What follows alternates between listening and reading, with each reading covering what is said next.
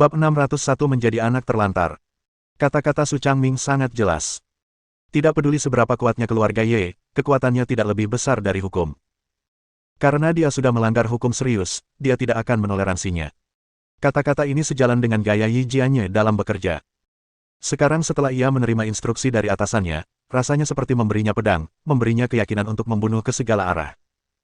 Segera berikan perintah untuk menangkap Ye Cheng's. Mendengar perintahnya, semua orang berdiri tegak. Mereka tidak percaya bahwa pemimpin ambisius ini akan menangkap Ye Cheng's dan menyelesaikan masalah. Selain keluarga Ye, kekuatan jahat lainnya di Yang Cheng juga akan ditangani. Kemungkinan besar akan terjadi gempa bumi besar di Yang Cheng. Misi yang diberikan Ye Feng kepada Zhao Fulin dan yang lainnya tadi malam sangat sederhana. Dia ingin mereka menghentikan Ye Cheng's, apapun yang terjadi. Selama mereka dapat menahannya dan mencegahnya melarikan diri terlebih dahulu, misi mereka akan tercapai. Itulah sebabnya mereka berpura-pura menyerah hari ini dan menutup mata terhadap permohonan bantuan Lu Xiaoya dan yang lainnya. Baru pada saat inilah, warna asli mereka terungkap. Kedua belah pihak saling bermusuhan, dan pertempuran yang kacau dapat terjadi kapan saja. Semua orang menahan napas dan memperhatikan situasi dengan gugup. Ye Cheng setelah kehilangan akal sehatnya dan bagaikan binatang buas yang menatap Zhao Fulin dan yang lainnya. Karena kamu ingin mati, aku akan memenuhi keinginanmu. Sambil berbicara, dia melambaikan tangannya untuk memberi isyarat kepada para pengawal agar bergegas maju dan membersihkan jalan. Pada saat ini, tiba-tiba terdengar suara bermartabat. Cheng's, apa yang sedang kamu lakukan? Suara ini seperti seember air dingin, segera membangunkan Ye Cheng's. Semua orang mendongak dan melihat seorang pria tua berambut putih berjalan sambil membawa tongkat berkepala naga. Orang ini adalah kepala keluarga Ye saat ini, Ye Tianhua, dan juga ayah Ye Cheng's. Ketika Ye Cheng's melihat ayahnya, ia seolah menemukan kembali tulang punggungnya. Ayah, selamatkan aku. Ye Tianhua berjalan perlahan ke arahnya dan menamparnya. Bajingan, berapa banyak hal tercela yang telah kau lakukan di belakangku. Ye Cheng's buru-buru meraih lengannya seolah sedang memegang sedotan penyelamat. Ayah, tidak ada waktu untuk menjelaskan sekarang. Aku harus pergi ke luar negeri sekarang. Tolong bantu aku mengaturnya dengan cepat. Mendengar ini, Ye Tianhua langsung mengangkat tongkatnya dan menamparkan wajahnya. Omong kosong apa yang kau bicarakan? Pipi Ye Cheng's membengkak dan darah mengalir dari mulutnya. Ayah, aku tidak ingin mati. Jika aku tetap di sini, aku akan mati. Tolong bantu aku melarikan diri. Ye Tianhua berharap dia bisa memberinya tongkat penyangga lainnya. Putranya biasanya cukup pintar, tetapi sekarang dia benar-benar mengucapkan kata-kata bodoh. Jika beberapa hari yang lalu, dia mungkin punya kesempatan untuk melarikan diri. Tetapi sekarang, bahkan Su Changming, sang petinggi, telah mengatakan bahwa mereka akan menangani masalah ini dengan serius. Bagaimana dia bisa lolos? Bahkan jika dia bisa melarikan diri, apakah keluarga Ye masih bisa melarikan diri? Pada saat itu, seluruh keluarga Ye mungkin akan dimakamkan bersamanya. Ye Tianhua menghela napas panjang. Cheng's, berhentilah meronta. Serahkan dirimu. Ye Cheng's begitu ketakutan hingga ia berlutut di tanah dan menangis terseduh-seduh. Ayah, tolong selamatkan aku. Jika aku menyerahkan diri, aku hanya akan mati. Ekspresi Tianhua Ye dingin. Aku kepala keluarga Ye. Aku harus mempertimbangkan seluruh keluarga Ye. Kalau kau tidak menyerahkan diri, keluarga Ye kita akan terlibat. Hati Ye Cheng's menjadi dingin dan dia duduk di tanah. Dia tahu bahwa dia telah menjadi anak terlantar dari keluarga Ye. Semua ambisi besar yang sebelumnya ia impikan telah menjadi mimpi. Sekarang setelah dia terbangun, dia harus menghadapi kenyataan yang kejam. Semua ini karena dia cemburu dan ingin membunuh Ye Feng. Pada akhirnya, pihak lain tidak hanya tidak mati, tetapi dia juga mengorbankan dirinya sendiri. Apa yang akan dihadapinya adalah hukuman hukum. Pada saat ini, sekelompok petugas bersenjata lengkap bergegas memasuki aula. Ye Cheng's, kamu dicurigai terlibat dalam kasus pembunuhan. Ketika Ye Cheng's diborgol, banyak orang masih tidak mempercayainya. Tuan Muda Ye, yang beberapa saat lalu begitu bersemangat, telah menjadi tahanan dalam sekejap mata. Bukankah kejadian ini terlalu tiba-tiba? Apa yang terjadi? Apakah ada di antara kalian yang mengerti? Apa kau tidak mengerti? Ye Cheng's ingin menjebak Ye Feng, tapi akhirnya dia malah terjerumus ke dalamnya. Dia malah menembak kakinya sendiri. Ye Feng ini benar-benar kecoa yang tak bisa dibunuh. Niu Sidun mati karena dia, dan sekarang bahkan Ye Cheng's pun mati di tangannya. Dia benar-benar pembunuh. Keluarga Ye mungkin akan menderita pukulan berat kali ini. Kalau begitu, bukankah Ye Feng akan menginjak-injak keluarga Ye untuk mencapai puncak? Lalu, dengan menghadiri perjamuan Ye Cheng hari ini, bukankah kita secara tidak langsung telah menyinggung perasaannya? Setelah diingatkan orang ini, semua orang yang hadir akhirnya bereaksi, dan ekspresi mereka berubah drastis. Kemunduran keluarga Ye sudah merupakan kesimpulan yang pasti. Dan Ye Feng akan menjadi penerima manfaat langsung dari perombakan ini. Dia pasti akan bangkit di Yangcheng. Mereka datang ke perjamuan perayaan Ye Cheng hari ini. Bukankah sudah jelas mereka menentang Ye Feng? Setelah Ye Feng berurusan dengan keluarga Ye, apakah dia akan membiarkan mereka pergi? Memikirkan hal ini, semua orang menjadi panik. Ye Cheng telah dibawa pergi oleh polisi, dan Ye Tianhua juga telah dibawa pergi untuk membantu penyelidikan. Adapun Wei Changfeng, dia sudah menyelinap pergi sebelum petugas datang. Keluarga Ye sekarang seperti bom, dan semua orang menghindari mereka. Adapun Liu Yunpeng, perasaannya sangat rumit. Baru saja, ia telah mencoba segala cara untuk mencegah putrinya terlibat dalam masalah ini. Ia tidak pernah menyangka putrinya justru akan diuntungkan dari bencana ini setelah terlibat. Jika putrinya memiliki hubungan seperti itu dengan Ye Feng, keluarga Liu pasti akan mendapat manfaat darinya. Zhao Fulin dan yang lainnya tersenyum dan mulai mengobrol. Saat itu, Lu Xiaoya menghampiri dengan marah. Kalian benar-benar menyebalkan. Kalian bahkan bertingkah begitu tidak berperasaan tadi. Kukira kalian benar-benar akan meninggalkan kami begitu saja. Zhao Fulin menahan tawanya. Jangan salahkan kami, kalau mau menyalahkan orang lain, salahkan saja Ye Feng. Dialah yang menyuruh kami untuk bertindak lebih realistis dan tidak membocorkan rahasia. Luo Jingyuan juga mengangguk, aku bisa bersaksi bahwa semua ini adalah rencana Ye Feng. Bahkan jika kau ingin membalas dendam, kau harus menemuinya. Chen Qiusan menyeka rambutnya. Benar. Aku pria yang tampan, tapi kau ingin aku berperan sebagai penjahat. Bukankah ini memaksaku? Hu Renyu tak kuasa menahan diri untuk mengejeknya. Menurutku kau cukup pandai berpura-pura menjadi pengkhianat. Seharusnya kau berpura-pura menjadi dirimu sendiri, kan? Chen Qiusan meninjunya. Persetan denganmu. Kau yang berakting. Beberapa dari mereka langsung tertawa terbahak-bahak. Suasananya sungguh santai. Bab 602 mungkin ini jalan lain. Dengan berkembangnya komunikasi modern, kecepatan penyebaran berita pun sangat cepat. Berita bahwa Ye Cheng baru saja dibawa pergi oleh orang-orang dari kantor wajib militer segera menimbulkan sensasi di kalangan kelas atas Yangcheng. Jauh di Yanjing, Tuan Tua Zhao sedang minum teh bersama seorang kawan lama yang dulunya tinggal di Tembok Merah dan kini telah pensiun. Ketika mendengar berita itu, dia langsung mengangkat kepalanya dan tertawa terbahak-bahak. Kawan tua yang dulunya memegang jabatan tinggi itu menatapnya dengan bingung. Zhao Tua, ada apa denganmu tiba-tiba? Tuan Tua Zhao masih tersenyum. Seorang junior baru saja dijebak. Mendengar ini, kawan lama itu sedikit terkejut.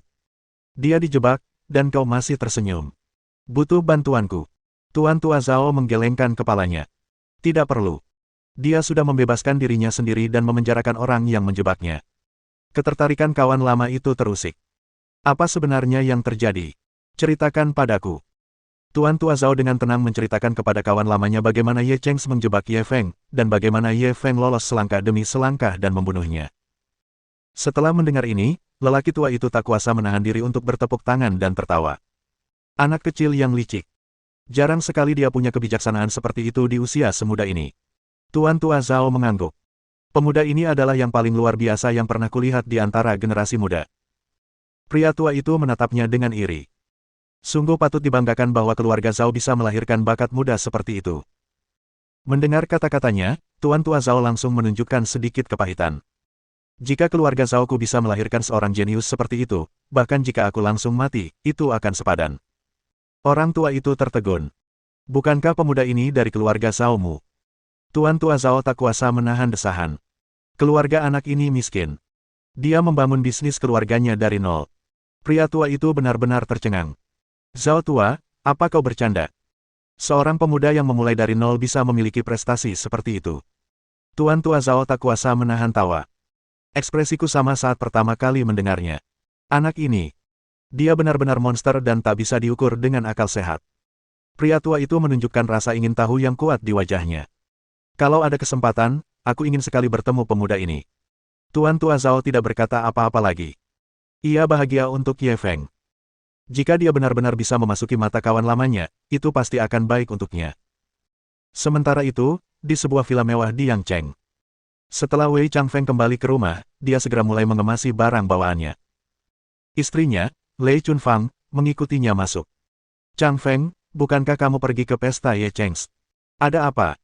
Dia dan suaminya telah menikah bertahun-tahun, tetapi dia belum pernah melihat suaminya sebingung itu. Wei Changfeng berkata tanpa menoleh, jangan banyak bertanya. Cepat kemasi barang-barangmu. Kita akan segera pergi ke luar negeri. Lei Chunfang terkejut dengan kata-katanya. Pergi ke luar negeri. Kenapa kita meninggalkan negara ini tanpa alasan? Apa yang terjadi? Wei Changfeng menatapnya dengan serius. Keluarga Ye sudah tamat. Ye Chengs juga telah ditangkap. Jika kita tidak ingin terlibat, kita harus segera pergi. Lei Chunfang semakin bingung. Keluarga Ye sudah tamat. Apa hubungannya dengan kita? Wei Changfeng dengan sabar menjelaskan, karena orang yang membunuh keluarga Ye adalah Ye Feng. Aku pernah menyinggung perasaannya.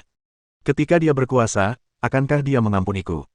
Mendengar penjelasannya, Lei Chunfang panik. Kalau begitu, kalaupun kita mau kabur, kita harus transfer aset dulu, kan? Kalau tidak, bagaimana kita bisa bertahan hidup di luar negeri? Wei Changfeng sedikit cemas. Sudah terlambat. Ketika Ye Feng bebas, kita tidak akan bisa pergi meskipun kita mau. Untungnya, saya sudah berinvestasi di beberapa industri di luar negeri. Meskipun tidak sebanding dengan industri di Tiongkok, mereka tidak akan membuat kita kelaparan. Lei Chunfang memandangi villa mewahnya dan terduduk di tanah. Aku tidak mau pergi. Aku tidak tahan hidup sebaik ini. Aku tidak mau pergi ke luar negeri dan hidup dalam pengasingan. Wei Changfeng langsung murka. Bukan urusanmu mau atau tidak. Kalau kau tidak pergi, tinggal di sini hanya akan membuatmu mati. Lei Chunfang buru-buru memeluk kakinya. Changfeng, ayo kita pergi dan memohon pada Ye Feng. Selama kita menunjukkan ketulusan yang cukup, mungkin dia tidak akan membunuh kita. Wei Changfeng menundukkan kepalanya dan menatapnya dengan tidak senang. Namun kemudian, matanya menatap lurus ke depan. Istrinya mengenakan gaun tidur putih dengan tali sutra es. Di balik pijamannya, dua puncak bundarnya juga berwarna putih dan menarik perhatian. Meski berada di luar dengan bendera warna-warni berkibar, ia harus mengakui bahwa istrinya ini sangat menawan. Pada saat yang sama, dia memikirkan bagaimana Zhao Fulin dan yang lainnya menggodanya di jamuan makan, mengatakan bahwa dia memeluk paha Ye Chengs karena istrinya. Mungkin itu juga sebuah jalan. Adegan Xia Qiu, Lu Xiaoya, Liu Ling, dan Chen Xuan memohon nyawa Ye Feng masih terbayang jelas dalam ingatannya. Beberapa gadis ini jelas layak disebut sebagai kecantikan nasional. Dari sini, dapat diketahui bahwa Ye Feng adalah orang bejat. Terutama istrinya, yang sudah parubaya, yang sangat menarik bagi anak muda seperti dia. Jika dia membiarkan istrinya naik ke tempat tidurnya, dia mungkin benar-benar akan membiarkannya hidup. Bagi orang seperti Wei Changfeng, dia akan melakukan apa saja untuk mencapai tujuannya. Selama dia bisa melindungi bisnisnya sendiri, mengorbankan seorang wanita bukanlah apa-apa baginya. Hanya ibunya yang meninggal lebih awal. Kalau tidak, ibunya pun pasti sudah pergi. Memikirkan hal ini, ia segera membantu istrinya berdiri. Sebenarnya, bukan tidak mungkin untuk meredakan amarah Ye Feng. Namun, aku mungkin butuh bantuanmu. Lei Chunfang buru-buru menatapnya. Ada yang bisa kubantu? Cepat katakan. Aku pasti akan membantu kalau bisa. Wei Changfeng segera mendekatkan diri ke telinganya dan membisikkan beberapa kata. Mendengar ini, Lei Chunfang langsung merasa malu dan marah. Ia mengayunkan tangannya dan menamparnya. Wei Changfeng, apa kau masih manusia? Kau mau istrimu melakukan itu dengan pria lain? Kamu hanyalah seekor binatang. Bab 603 kamu bukan pria. Wei Changfeng menyentuh pipinya yang panas dan menatap istrinya. Lalu kamu mau jadi binatang buas atau anjing liar yang tidak punya rumah? Kalau kita tidak melakukan ini, Ye Feng tidak akan membiarkan kita pergi. Kita hanya bisa berkeliaran seperti anjing liar. Lei Chunfang menatapnya dengan tatapan kosong dan terdiam sesaat. Setelah beberapa lama, dia berbicara lagi. Tidak adakah cara lain? Kau harus membiarkan aku dan dia.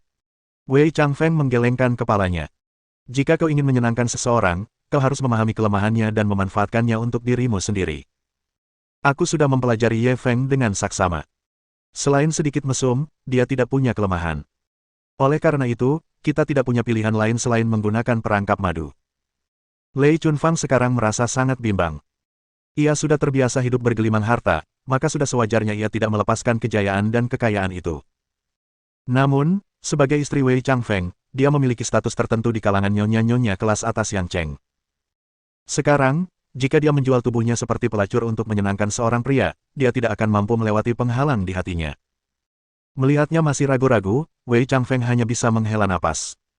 Karena kamu tidak setuju, lupakan saja. Aku sudah pesan tiket pesawat. Ayo cepat berkemas dan segera tinggalkan negara ini. Kesabaran Lei Chunfang akhirnya runtuh. Aku setuju, oke. Aku tidak mau harga diri lagi. Aku akan menemaninya. Apa kau sudah puas sekarang? Wei Changfeng langsung berseri-seri. Benar. Bukankah kamu selalu bilang aku tidak berguna? Sekarang aku sedang mencari pria muda dan tampan untukmu, apa yang membuatmu ragu? Lei Chunfang memelototinya dengan penuh kebencian. Kau bukan laki-laki. Tuan Wei, Anda benar-benar membiarkan istri Anda tidur dengan pria lain dan meniduri diri Anda sendiri. Saya merasa jijik pada Anda. Meskipun Wei Changfeng mendengar kata-kata kasarnya, dia akhirnya merasa lega. Dengan penampilan dan temperamen istrinya, asalkan dia bersedia menurunkan statusnya untuk merayu seorang pria. Dia tidak percaya ada laki-laki yang mampu menolaknya. Selama dia berhasil melewati kesengsaraan ini, dia akan perlahan mengumpulkan kekuatannya dan menunggu kesempatan yang tepat. Suatu hari, dia akan menghapus semua penghinaan ini. Setelah Liu Ling dibawa kembali oleh ayahnya, dia diperlakukan seperti leluhur kecil. Para anggota inti keluarga Liu mengelilinginya dengan ekspresi menjilat. Liu Ling belum pernah diperlakukan seperti itu sebelumnya. Ia merasa seperti tertusuk jarum. Kenapa kalian menatapku seperti itu? Liu Yunpeng menggosok-gosok tangannya. Putriku, masa depan dan nasib keluarga Liu kita bergantung padamu. Yang lainnya mengangguk setuju. Liu Ling tiba-tiba merasa jantungnya berdebar kencang. Ayah, apa ayah bercanda? Bagaimana aku bisa menanggung beban seberat ini? Sebaiknya ayah cari orang lain. Setelah berkata demikian, dia bangkit dan hendak pergi. Namun Liu Yunpeng mendorongnya kembali ke tempat duduknya. Putriku, ayah hampir salah pilih kali ini. Untungnya kamu membela Ye Feng hari ini. Kamu menyelamatkan nyawa keluarga Liu kita. Liu Ling menggaruk kepalanya. Apakah itu berlebihan? Liu Yunpeng melihat bahwa dia tidak menyadari keseriusan masalah tersebut dan buru-buru menjelaskan kepadanya. Setelah kejadian ini, kekuatan keluarga Ye pasti akan terpukul hebat, dan Ye Feng akan bangkit. Pada saat itu, menurutmu apakah dia akan membalas dendam kepada mereka yang berpihak pada Ye Cheng hari ini? Liu Ling mendengar analisis ayahnya dan tampak sedikit mengerti, tetapi ia juga tidak sepenuhnya mengerti. Apa hubungannya denganku? Liu Yunpeng buru-buru meraih bahunya.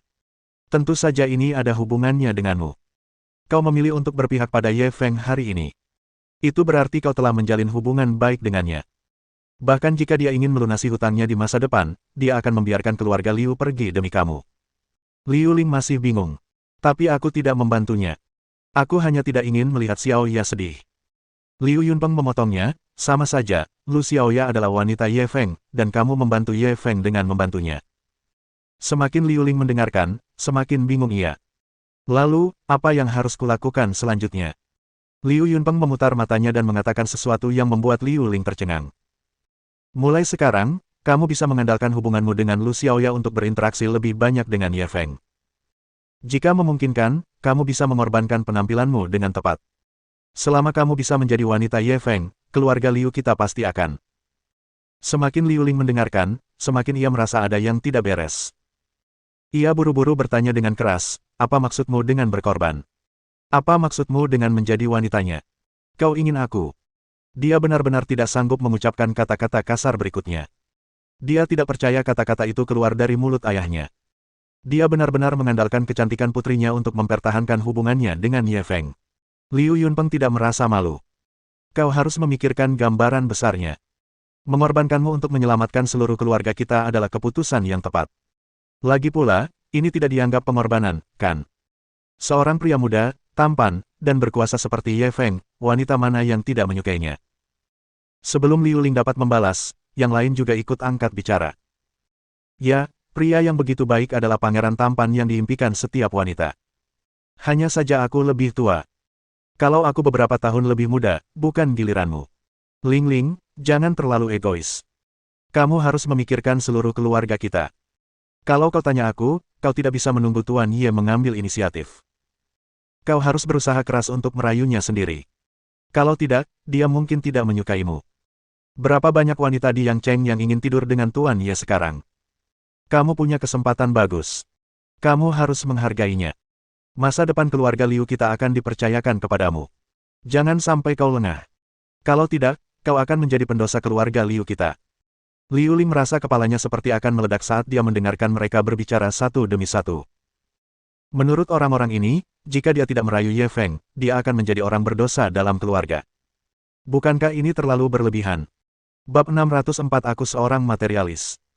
Pada saat yang sama, seluruh Yang Cheng berbicara tentang Ye Feng dan Ye Chengs. Kebanyakan orang menganggapnya sebagai topik pembicaraan setelah makan malam.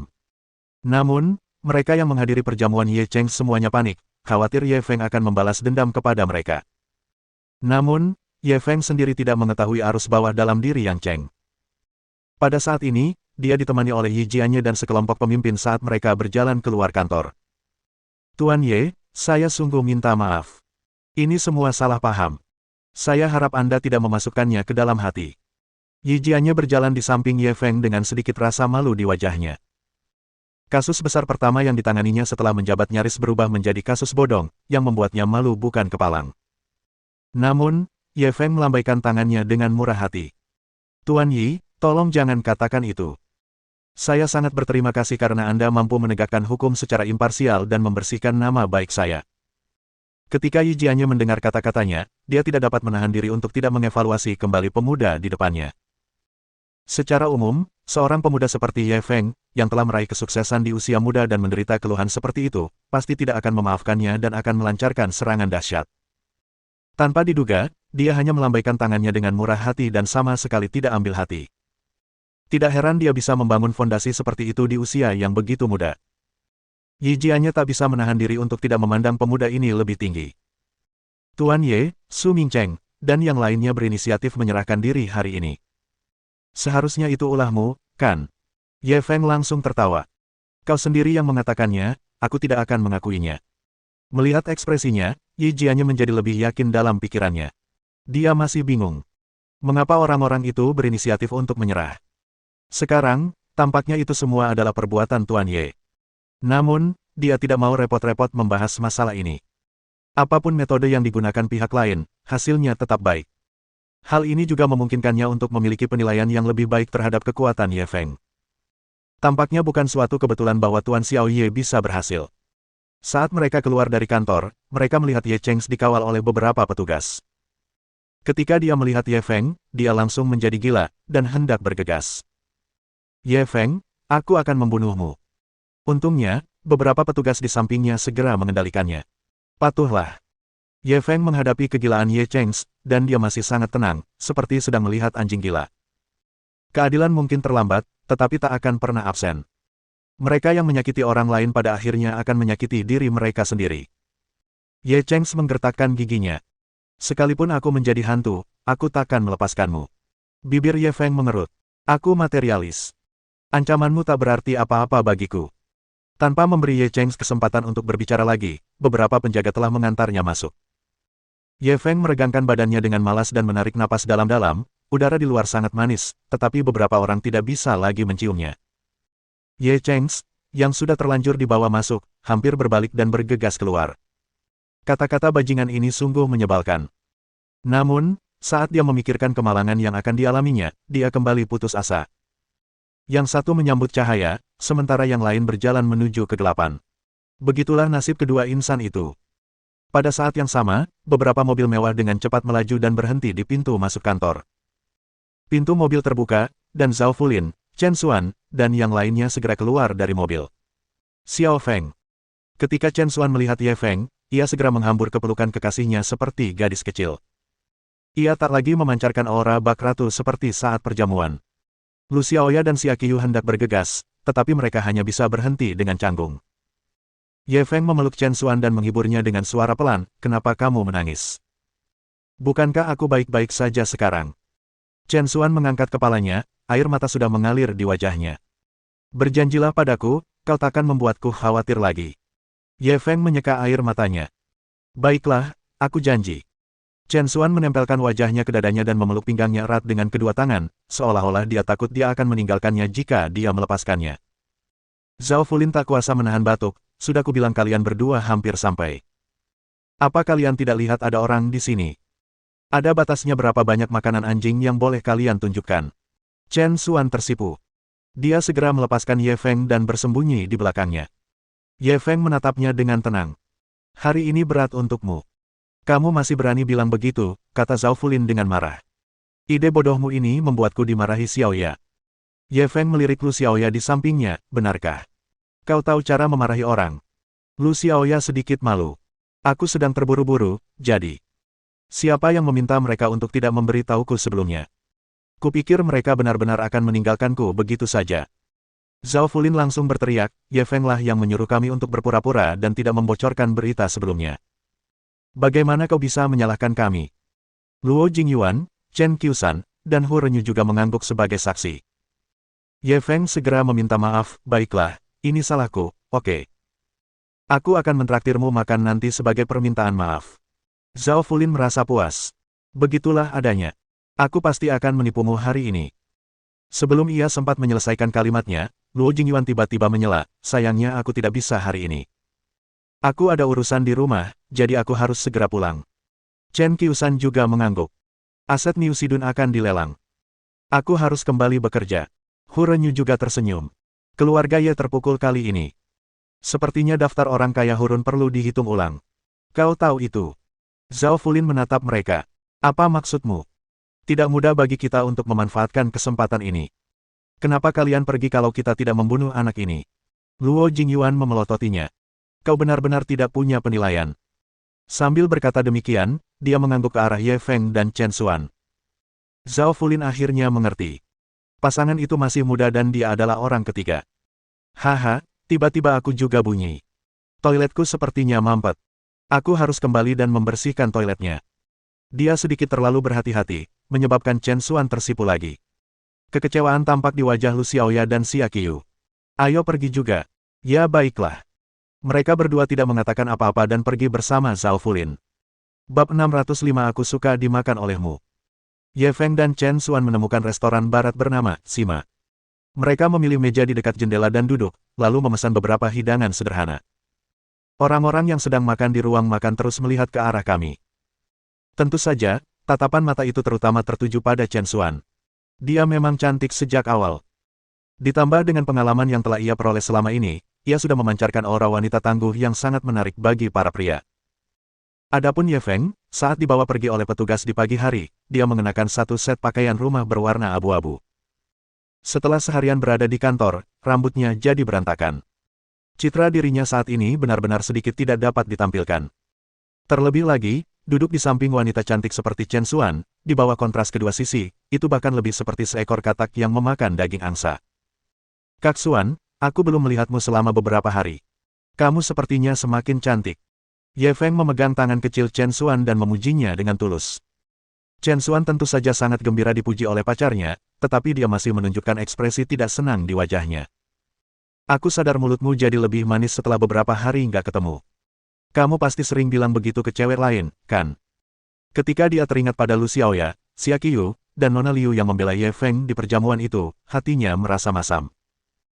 Meskipun dia tahu bahwa pacarnya terlalu menonjol, dan pasti ada gadis-gadis yang mengejarnya, tetapi ketika dia melihat gadis-gadis yang secantik dirinya dan juga setia pada Ye Feng, dia merasakan bahaya yang belum pernah terjadi sebelumnya. Ye Feng langsung berteriak tidak adil, aku hanya pernah mengatakan hal seperti itu kepadamu. Jika aku berbohong, aku akan mendapat masalah besar. Sebelum dia sempat mengucapkan kata, mati, dia dihalangi oleh jari-jari ramping Chen Xuan. Kalau memang nggak ada apa-apa, ya nggak ada apa-apa. Kenapa kamu bersumpah begitu? Aku takut kamu tidak percaya padaku. Ye Feng menunjukkan senyum nakal. Dia mengisap jarinya.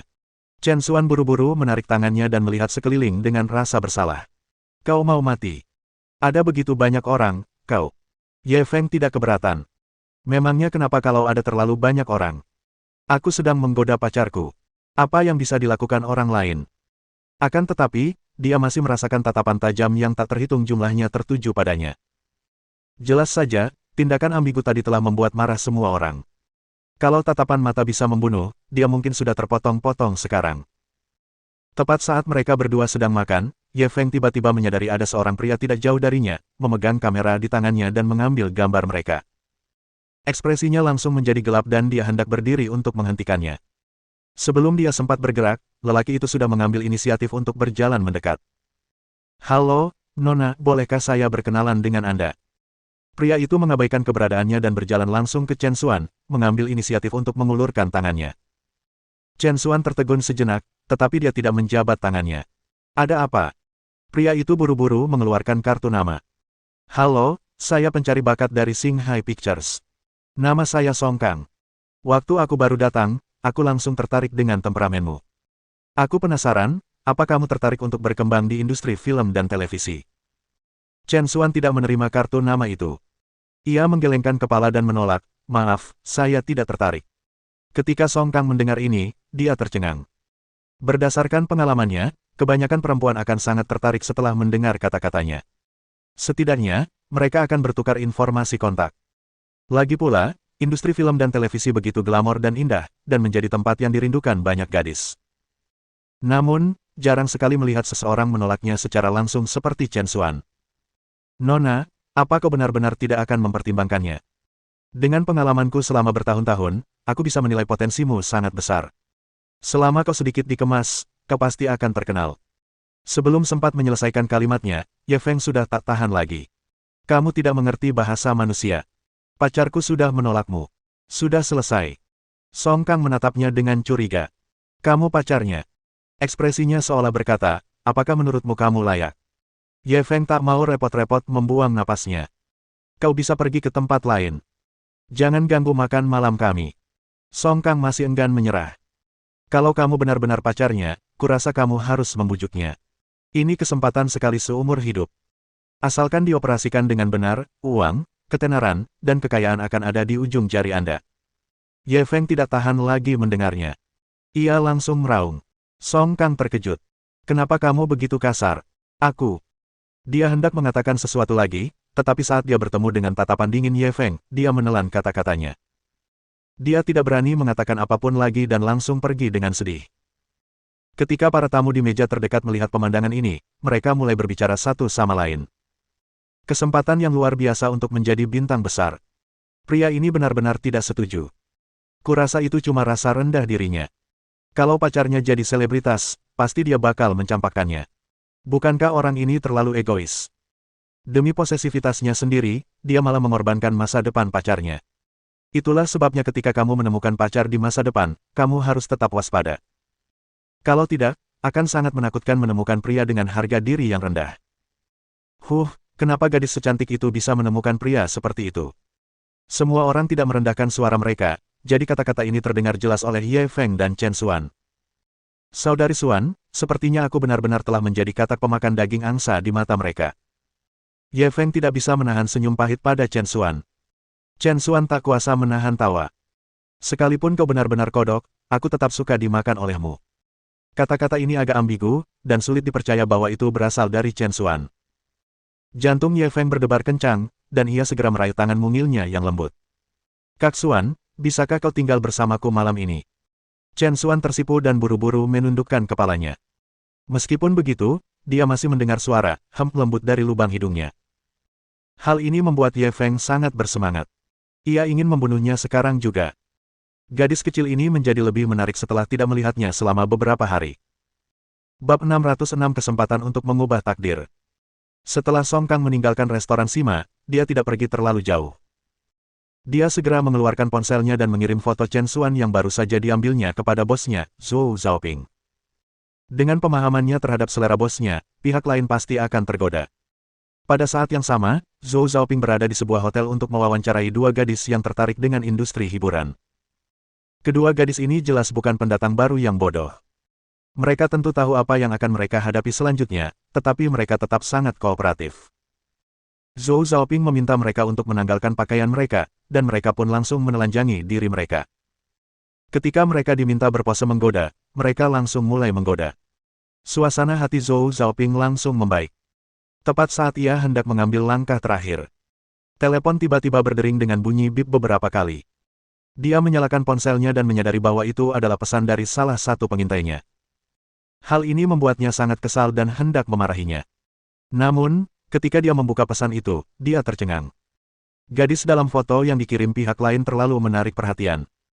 Meskipun ia terbiasa melihat berbagai macam wanita cantik di industri hiburan, kebanyakan dari mereka terlalu biasa, seolah-olah mereka dibentuk dari cetakan yang sama. Hanya ada sedikit ciri khas. Namun, fitur wajah gadis ini membuat mata orang-orang berbinar. Yang lebih menarik baginya adalah aura ratu yang langka yang dimilikinya. Jika ia berada di industri hiburan, ia pasti akan menjadi sosok yang unik. Memikirkan hal itu, dia langsung mengetik pesan. "Di mana kamu bawa, apa kamu sudah menandatanganinya?" Song Kang dengan cepat menjawab, "Saya mengambilnya di restoran Sima," tetapi gadis itu tidak ingin memasuki industri hiburan. Ketika Zhou Xiaoping melihat ini, ia langsung panik. "Lalu apa yang kau tunggu? Cepat pikirkan cara untuk mengontraknya, dia bisa mengajukan syarat apapun yang diinginkannya." Song Kang mengirimkan emoji tidak tahu apakah harus tertawa atau menangis, lalu melanjutkan, "Bibirku hampir pecah, tetapi dia tidak setuju." Dan pacarnya mengumpat, "Kalau aku tidak pergi sekarang, aku mungkin sudah dipukuli." Zhou Xiaoping tak kuasa menahan diri untuk mengumpat, "Kamu tetap di sana, kalau mereka mau pergi, kamu harus menghentikan mereka, aku akan segera ke sana." Setelah berkata demikian, dia pun bergegas mengenakan kembali pakaian yang baru saja dilepasnya. Kedua gadis telanjang itu terkejut. "Ceo Zhou, apa kau tidak akan menonton pertunjukan kami?" Setelah Zhou Xiaoping melihat foto Chen Xuan, ia tak lagi tertarik pada dua penggemar biasa-biasa saja ini. "Kita bicarakan nanti kalau ada waktu." Setelah berkata demikian, dia buru-buru mendorong pintu dan pergi. Alasan mengapa dia begitu cemas adalah karena gadis dalam foto itu sangat mungkin mengubah nasibnya. Di permukaan, perusahaan film dan televisinya memang sedang menggali dan membina bintang-bintang baru di industri film dan televisi. Namun, mereka sebenarnya sedang menjajakan harta karun bagi Yang Cheng, dengan imbalan sejumlah sumber daya dan koneksi. Dia baru saja mengetahui bahwa Wei Changfeng dari Changfeng Real Estate paling menyukai wanita yang dingin dan elegan. Dulu, dia bahkan tidak bisa menjilat orang sebesar itu. Namun, keadaannya berbeda sekarang. Dengan gadis di foto itu, ia memiliki batu loncatan dan kemungkinan besar akan mendobrak pintu Tuan Wei. Dengan pemikiran ini, dia tidak dapat lagi menahan kegembiraannya dan harus secara pribadi pergi dan melobi. Song Kang menunggu lebih dari 10 menit, tetapi bos Zhou masih belum datang. Pada saat ini, dia tiba-tiba melihat Ye Feng dan Chen Xuan berdiri untuk membayar tagihan, seolah-olah mereka akan pergi. Dia cemas. Bos Zhou telah mengatakan kepadanya untuk tidak membiarkan mereka berdua pergi apapun yang terjadi. Tanpa sempat berpikir, ia langsung bergegas ke ruang makan dan merampas uang dari Ye Feng. Ye Feng memeluk pinggang ramping Chen Xuan, berencana pergi ke hotel setelah membayar tagihan. Ia tak menyangka si pencari bakat itu tiba-tiba muncul lagi. "Apa yang kamu inginkan?" Dia buru-buru melindungi Chen Xuan di belakangnya dan memelototi Song Kang. Banyak orang di restoran itu diam-diam memperhatikan mereka berdua. Sekarang setelah mereka melihat konflik tersebut, mereka tidak lagi menyembunyikannya dan menyikapinya secara terbuka. Song Kang melihat sekeliling dan buru-buru tersenyum. "Itu. Aku agak gegabah tadi, jadi sebagai permintaan maaf, aku akan melunasi tagihan kalian berdua." Sambil berkata demikian, dia mengembalikan uang Ye Feng. "Tidak perlu." Ye Feng tidak menghargai kebaikannya. Setelah mengambil uang itu, ia mengembalikannya kepada pelayan. Song Kang menyambar tagihan sebelum pelayan sempat. "Biar aku yang traktir, atau aku yang celaka." Sambil berbicara, dia melihat keluar. Kenapa bos Zhou belum datang? Ye Feng sudah 2 kali dihalangi olehnya, dan dia sudah sangat marah. Chen Xuan buru-buru menariknya kembali dan menggelengkan kepalanya sedikit, memberi isyarat agar dia tidak bersikap impulsif. Ye Feng hanya bisa menahan amarahnya untuk sementara. "Baiklah, kalau begitu kamu bisa bayar." Song Kang mengembalikan uang itu kepadanya dan kemudian perlahan memasukkan tangannya ke dalam sakunya. "Coba aku cari. Di mana aku menaruh uangku?" Sepertinya tidak ada di saku ini, jadi seharusnya ada di saku celananya. Uangnya juga tidak ada di saku ini, jadi seharusnya ada. Setelah 2 hingga 3 menit penuh, orang ini masih belum menemukan uangnya. Ye Feng tak kuasa menahannya lagi, ia mencengkeram kerah bajunya. "Kau bercanda." Song Kang buru-buru memasang ekspresi menjilat, "Tuan, tolong tenang dan dengarkan penjelasanku." Pada saat ini, suara seorang pria terdengar dari belakang. "Berhenti." Song Kang langsung gembira ketika mendengar suara ini. Bos Zhou akhirnya datang. Zhou Xiaoping bergegas mendekat dan memisahkan mereka berdua. "Pak, saya sungguh minta maaf. Saya minta maaf atas namanya." Meskipun dia berbicara dengan Ye Feng, matanya menatap Chen Xuan yang ada di belakangnya.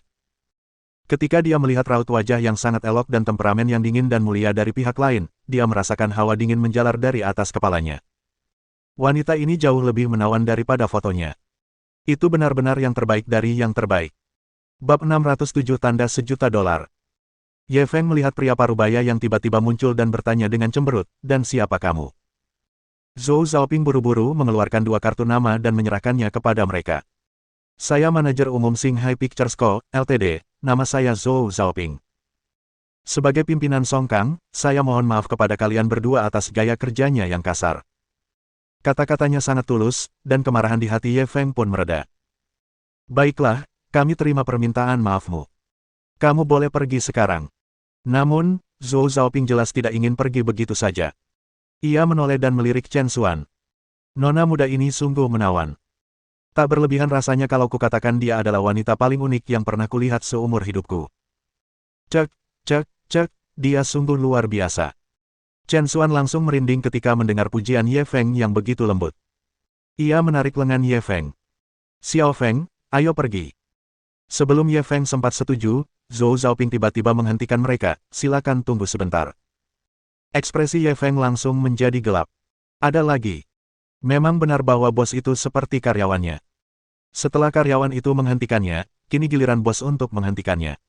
Zhou Zhaoping buru-buru menjelaskan. "Pak, tolong jangan salah paham. Saya langsung jatuh cinta pada wanita muda ini setelah melihatnya. Dengan penampilan dan temperamennya, jika dia memasuki industri hiburan, dia pasti akan menjadi diva generasi ini dan bahkan tercatat dalam sejarah film dan televisi. Seperti Marilyn dan Scarlett di barat, Zhang Manyu dan Gong Lili di negara kita." Ye Feng tidak menunggunya menyelesaikan kalimatnya sebelum menyela, "Kami sudah menolakmu beberapa kali. Kami tidak ingin bicara omong kosong lagi denganmu, minggir." Zhou Zhaoping tidak minggir, melainkan mengamati Ye Feng. Melihat dia mengenakan pakaian biasa dan rambutnya acak-acakan, mungkin dia orang miskin. Dia sudah berkali-kali berurusan dengan orang seperti ini sebelumnya. Dia hanya perlu memikat mereka dengan keuntungan, dan dia akan selalu berhasil. Memikirkan hal ini, dia berbicara lagi. "Jika Anda menandatangani kontrak dengan Xinghai Pictures, Anda akan menerima biaya penandatanganan. Untuk pemula rata-rata, jumlahnya sekitar puluhan ribu hingga ratusan ribu. Jika wanita ini bersedia menandatangani kontrak dengan perusahaan kami, saya bersedia membayar 1 juta yuan sebagai biaya penandatanganan. Bagaimana? Coba pikirkan."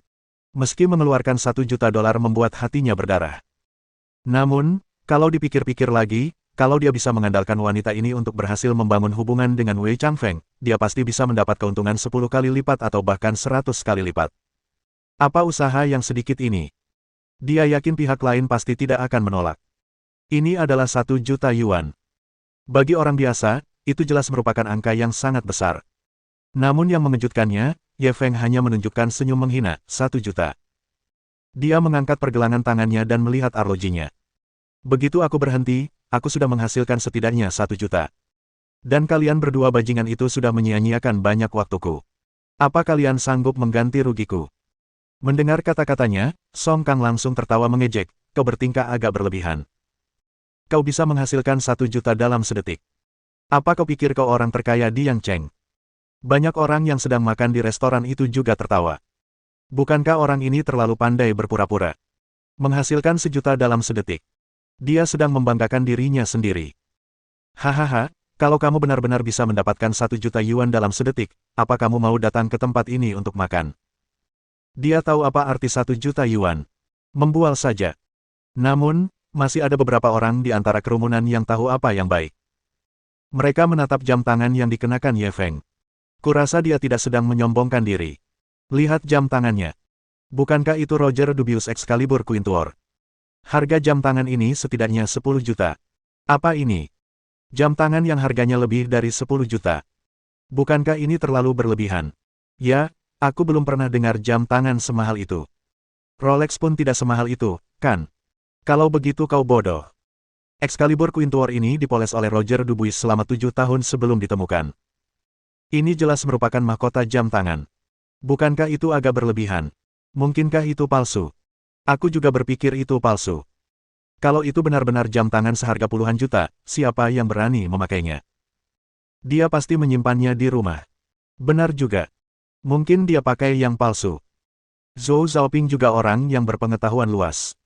Ketika Ye Feng mengangkat pergelangan tangannya, ia sudah melihat jam tangan itu. Karena dia sangat dekat, dia melihatnya dengan paling jelas. Dia hampir yakin bahwa jam tangan itu adalah Roger Dubius Excalibur Kuatu asli, jam tangan seharga puluhan juta.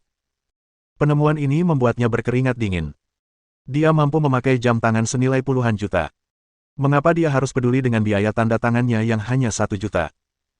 Setidaknya, sebagai bos besar sebuah perusahaan film, dia tidak mampu mengenakan jam tangan semahal itu. Pemuda ini mungkin putra mahkota suatu keluarga, bukan? Dia mungkin tidak mampu menyinggung orang seperti itu. Memikirkan hal ini, dia langsung ingin mundur. Tepat pada saat ini, Chen Xuan menyisir rambutnya dan tersenyum pada Ye Feng.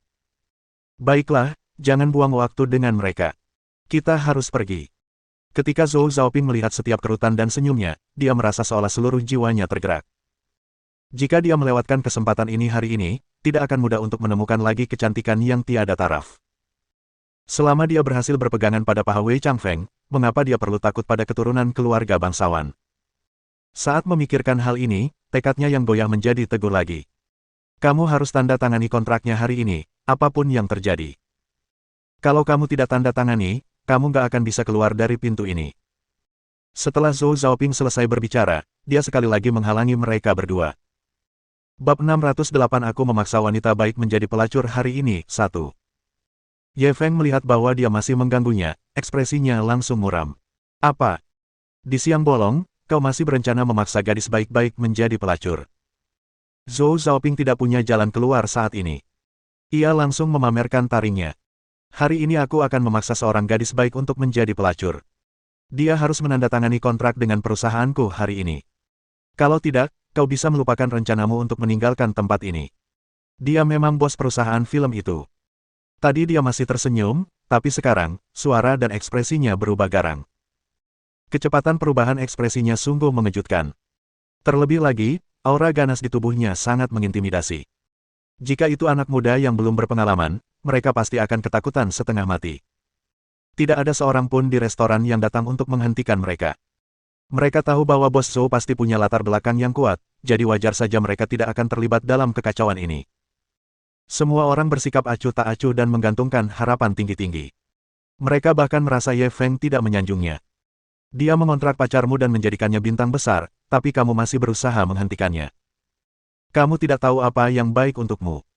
Ye Feng menghadapi agresivitas Zhou Xiaoping dan tersenyum sinis. Kalau kau ingin kami tetap tinggal, kita lihat saja apakah kau mampu. Dengan itu, dia memegang tangan Chen Xuan dan berjalan keluar. Song Kang tahu bahwa kesempatannya untuk pamer di depan bosnya telah tiba, jadi dia segera bergegas menghampiri mereka berdua. Kalian mau pergi? Lewati aku dulu. Sambil berkata demikian, dia mengulurkan tangan untuk mendorong Ye Feng. Menghadapi sampah seperti ini, Ye Feng terlalu malas untuk bergerak. Ketika tangan Song Kang menyentuh bahunya, otot-ototnya langsung gemetar. Kekuatan dahsyat bak aliran deras gunung langsung mengguncang Song Kang hingga terdorong beberapa langkah dan menghantam kusen pintu. Ia meringis kesakitan. Zhou Xiaoping akhirnya menemukan alasan. Ia menunjuk Ye Feng dengan marah. Berani memukul orang lain. Kalau kau tidak memberiku penjelasan hari ini, jangan coba-coba pergi. Ye Feng menatapnya dengan dingin.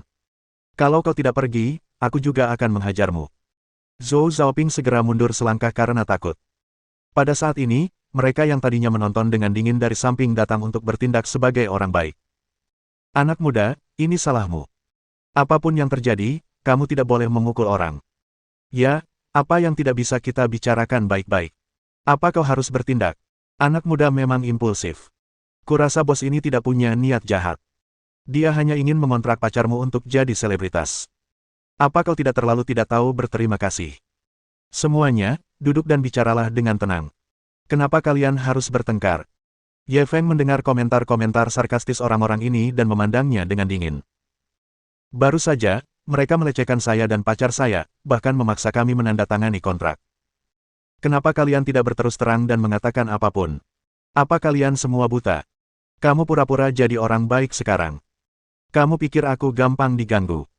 Kalian semua, enyahlah. Kalau tidak, aku juga akan menghajar kalian. Orang-orang itu terintimidasi oleh auranya dan mundur satu demi satu. Siapa dia? Kami mencoba membujuknya dengan niat baik, tapi dia malah memperlakukan kami seperti hati dan paru-paru keledai. Ya, orang ini tidak tahu apa yang baik untuknya. Kita semua melakukan ini karena niat baik. Nona, mengapa Anda mengikuti pria yang begitu kejam? Saya sarankan Anda meninggalkannya sesegera mungkin. Lihatlah bos Zhou ini. Sekali lihat saja, kau bisa tahu dia berpendidikan tinggi dan bijaksana. Dia pasti tidak akan sekasar orang seperti ini. Saat semua orang mengkritik Ye Feng, Zhou Zhaoping juga menatap Ye Feng dengan ekspresi ganas. Bocah nakal, beraninya kau memukul orang-orangku. Mati saja kau hari ini. Sambil berbicara, dia segera mengeluarkan telepon genggamnya dan menelepon. Setelah menutup telepon, dia berbalik menatap Ye Feng dan pria satunya. Aku sudah menelepon teman-temanku dari geng Chaoxin, mereka akan segera datang, kalian tunggu saja sampai mati. Ketika semua orang mendengar kata-kata Chaoxin Gang, mereka segera kembali ke tempat duduk mereka karena ketakutan. Mereka baru saja menuduh Ye Feng bersikap terlalu kasar. Sekarang mereka bertemu seseorang yang benar-benar kasar, mereka langsung melarikan diri ke segala arah karena takut. Pada saat ini, Chen Xuan juga panik, ia segera menarik lengan Ye Feng. Xiao Feng, kita tidak bisa menyinggung geng Chaoxin ini, ayo cepat pergi. Dia telah mendiskusikan bisnis di Yangcheng selama beberapa hari terakhir dan telah mendengar nama geng Chaoxin lebih dari sekali. Ketika semua orang menyebut nama ini, mereka semua menjadi pucat. Dia tahu bahwa orang-orang ini adalah sekelompok orang yang sangat kejam, jadi lebih baik tidak memprovokasi mereka. Sebelum Ye Feng sempat bicara, Zhou Zhaoping mencibir, pergi. Bagaimana bisa semudah itu? Kalau kau tidak menandatangani kontrak dengan perusahaan kami hari ini, jangan pernah berpikir untuk pergi. Chen Xuan menatapnya dengan marah. Kalian terlalu mendominasi. Aku sudah menolakmu, jadi kenapa kalian masih memaksaku? Pada saat ini, seluruh situasi telah hancur total, dan Zhou Zhaoping terlalu malas untuk berpura-pura. Aku akan memaksamu hari ini. Atau, kau tanda tangani kontrak denganku, dan aku akan menjadikanmu bintang besar. Kalau tidak, ketika orang-orang dari geng Chaoxin datang, mereka tidak akan semudah aku bicara. Meskipun Chen Xuan sudah lama berkecimpung di dunia bisnis, ia hanya berurusan dengan para pebisnis. Sekalipun mereka bermain curang di belakang, setidaknya mereka harus mengikuti beberapa aturan di permukaan. Namun, dia benar-benar tak berdaya saat berhadapan dengan orang seperti ini, yang gigih, mengancam, dan menggoda. Sebagai CEO Lingyun Real Estate, dia pasti tidak akan menandatangani kontrak dengan perusahaan film manapun. Namun, jika dia tidak menandatangani, pihak lain tidak akan melepaskannya dengan mudah. Hal ini langsung menempatkannya dalam dilema. Pada saat ini, Ye Feng tiba-tiba mengulurkan tangan dan menggenggam tangan kecilnya. Jangan khawatir, aku di sini. Chen Xuan bertemu dengan tatapannya yang tenang dan hatinya menjadi tenang tanpa alasan. Dia sudah terbiasa dengannya berdiri di depannya setiap kali dia menghadapi krisis, melindunginya dari angin dan hujan. Dia bagaikan manusia super yang maha kuasa, seakan-akan tidak ada apapun di dunia ini yang dapat menghentikannya. Sedangkan dia hanya perlu menyerahkan tangannya kepadanya tanpa rasa khawatir, dan dia secara alami akan berhasil membawanya keluar dari bahaya. Dia yakin kali ini tidak akan ada pengecualian. Ye Feng memegang tangan kecil Chen Xuan dan berbalik menatap Zhou Zhaoping. Apakah kamu dari geng Chaoxin?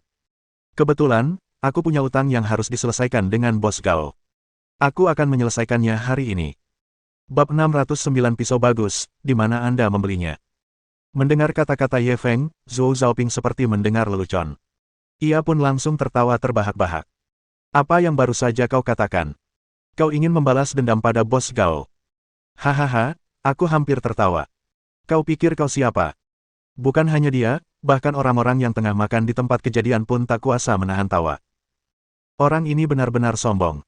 Dia benar-benar bilang ingin membalas dendam pada bos Gao. Sekarang aku sadar kalau anak ini gila. Beraninya dia mencari bos Gao untuk menyelesaikan masalah. Kurasa anak ini sudah bosan hidup.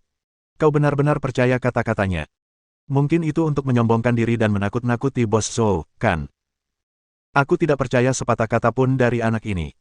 Semua orang jelas sangat curiga terhadap kata-kata Ye Feng. Menemukan seseorang untuk melunasi hutang. Dia gantung diri. Dia bosan hidup. Di mata mereka, Ye Feng hanyalah orang gila yang tidak waras.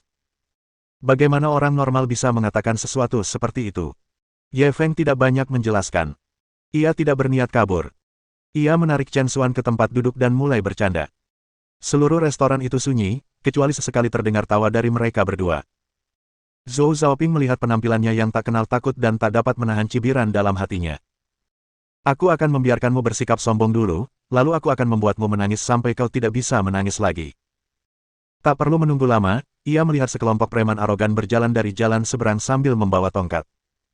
Para pejalan kaki di jalan menghindar ke segala arah, takut menimbulkan masalah. Zhou Zhaoping bergegas maju dan mendorong pintu hingga terbuka. Saudara Hu, aku di sini. Ketika sekelompok orang itu melihatnya, mereka langsung masuk ke dalam toko. Pemimpinnya adalah seorang pria dengan penampilan yang kuat. Pria itu tingginya hampir 1,9 meter. Hanya dengan berdiri di sana saja, ia sudah cukup untuk mengintimidasi banyak orang. Banyak orang di tempat kejadian sudah mengenalinya. Karena kerutan di dahinya sehingga tampak seperti kata, Wang, maka ia dipanggil Saudara Hu. Orang ini selalu memiliki reputasi yang kejam. Pada akhirnya, sebelum pria itu dapat dikirim ke rumah sakit, ia kehabisan darah hingga meninggal. Saudara Hu ditangkap dan seharusnya didakwa dengan pembunuhan berencana. Namun, Bos Gao entah bagaimana berhasil mengubahnya menjadi perkelahian dan dia dibebaskan setelah setengah bulan. Dan Saudara Hu ini juga menjadi terkenal dalam satu pertempuran. Oleh karena itu, ketika mereka melihat orang ini datang, semua orang bahkan tidak berani bernapas dengan keras. Zhou Zhaoping segera menghampirinya, mencoba menjilatnya. Kakak Hu, akhirnya kau di sini. Aku diganggu. Kau harus membantuku membalasnya. Melihat usianya, dia jelas jauh lebih tua daripada kakak Hu, tetapi dia terus memanggil dirinya, adik laki-laki, yang membuat orang merasa mual. Saudara Hu meliriknya dengan acuh tak acuh. Tidak masalah. Asal kau membayar harga yang pantas, aku akan membantumu mencincang Dewa Langit menjadi pasta daging, meskipun dia menyinggungmu. Di depannya, Zhou Zhaoping seperti anjing pesek. Saudara Hu, jangan khawatir. Setelah ini selesai, saya akan segera mentransfer 1 juta ke rekening Anda. Juga, Xiao Ying, yang baru-baru ini dipromosikan menjadi terkenal oleh perusahaan kita, kemarin bilang kalau dia terpikat oleh dominasimu ketika melihat kakak Hu dari jauh di KTV. Dia benar-benar ingin makan malam denganmu malam ini.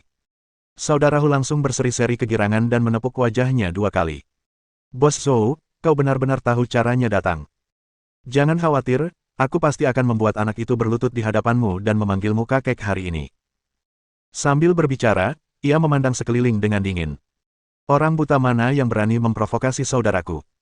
Kalau kau laki-laki, beraninya kau menonjol. Semua orang di restoran itu menatapnya dan tidak dapat menahan diri untuk menggigil. Mereka semua memandang Ye Feng, seolah-olah mereka sedang membimbing saudara Hu ini. Ye Feng membelakangi mereka, dan ia menusukkan apel ke mulut Chen Xuan dengan tusuk gigi, seolah-olah tidak mendengar keributan itu. Zhou Zhaoping langsung tertawa arogan. Nak, kau tahu apa itu rasa takut sekarang? Bukankah kau tadi cukup arogan? Bukankah kau bilang akan membalas dendam pada Bos Gao? Sekarang saudara Hu sudah ada di sini, kenapa kau berpura-pura mati? Mendengar ini, saudara Hu langsung memasang ekspresi membunuh di wajahnya. Apa katamu? Kau mau balas dendam dengan bos kita? Zhou Zhaoping buru-buru menjelaskan, anak ini yang mengatakannya. Dia bilang dia punya utang yang harus diselesaikan dengan Bos Gao. Kakak Hu tertawa terbahak-bahak. Hahaha, kamu mau balas dendam sama bos kita? Aku belum pernah lihat orang sesombong itu. Baiklah, kalau begitu kakek akan balas dendam sama kamu hari ini. Setelah berkata demikian, dia segera berjalan ke meja Ye Feng dan membanting parang di tangannya dengan keras. Bila parang itu langsung mengiris meja, membuat semua orang yang hadir menggigil. Mereka memandang Ye Feng dengan rasa iba, khawatir, dan senang. Anak ini sombong sekali tadi. Masa dia mau ngompol sekarang? Pada saat ini, Ye Feng perlahan mengangkat kepalanya, dengan senyum tipis di wajahnya. Pisau yang bagus, di mana kamu membelinya? Wajah saudara Hu tampak sombong, tetapi saat melihat wajah Ye Feng, ekspresinya membeku. Kamu, kenapa kamu?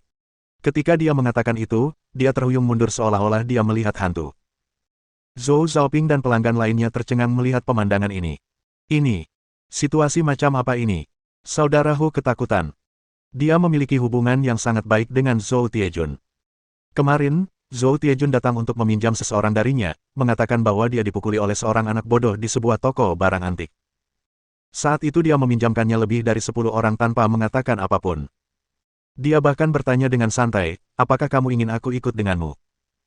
Zhou Tiejun memasang ekspresi percaya diri di wajahnya. Tidak perlu.